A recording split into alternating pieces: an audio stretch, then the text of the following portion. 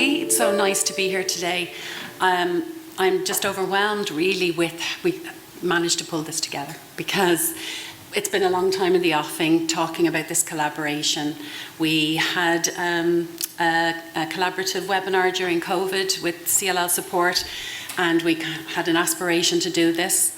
And it kind of came together for us in Barcelona in September of last year. We had a conversation, we decided to make it happen, and we're so pleased that we did. For anyone who doesn't know me, I'm Jan Rynne. I'm a chairperson of CLL Ireland. I have a paid role with CLL Advocates Network at the moment, working in project and stakeholders relations, so I have a little bit of insight about the international space that CLL is working in. But I'm here today, really, I'm a patient, and that's why I'm here today. So, unlike our UK partners today, we're smaller. Our remit is the island of Ireland, and we have we reckon about 2,000, 2,500 CLL patients on the island. We have a smaller team, we don't have any paid staff, we're all volunteers. We got our charity status in 2017, and I have to backtrack a little bit and talk about myself just for a minute to kind of paint that scene. So I got my diagnosis of CLL when I was 39, and that was in 2011, so you can all work out my age now. And at the time, standard of care was chemoimmunotherapy. We didn't have the targeted therapy options, and I needed therapy. And I stayed for about 3 years in watch and wait in active monitoring, feeling really unwell until I finally got access to a clinical trial in Leeds, UK. And in those 3 years when I was unwell, Michael, my husband, and I travelled to the UK, and we attended a CLL support event, and we attended a Blood Cancer UK event, and we saw what these events can do for patients. And we had this idea that maybe if I started to feel better, we could bring it together, one meeting, see if there is an appetite for amongst the Irish patients. And that's exactly what we did. And in 2017, we had one meeting. We estimated maybe 40 people would arrive. We had 146 patients that day. And then we felt the pressure to establish ourselves and become a charity. One of our early founding members is in the room, Josephine, wherever you are.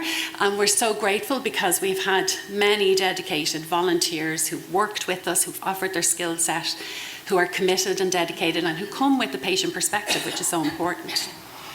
Currently, this is what our team looks like. And we're not all here today. Fanula's here, Michael's here, I'm here, and we're very lucky to have Myrna here as well, who is my colleague in CLL Advocates Network. She's up the registration desk down there hiding.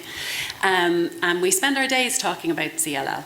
This is an infographic from our last year's event in Dublin in, I think it was September as well. I have to remember this. What was interesting on that day was that we had around about 100 there that day. Our medical speakers are always, people always want to hear from our medical speakers, and I can't wait to hear from Laura and Sarah later. But what's interesting is we try to pitch it for what patients want to hear, and obviously you're all coming to the room, and some of you are early stages on your diagnosis, and some of you are maybe more seasoned. Nutrition and exercise seems to be something that everyone's interested in lately, and our dietitian, we got great feedback on our dietitian talk that time. Ultimately, our feedback forms tell us that patients want to talk to other patients. And I think that was our experience back in the day when Michael and I were going to conferences.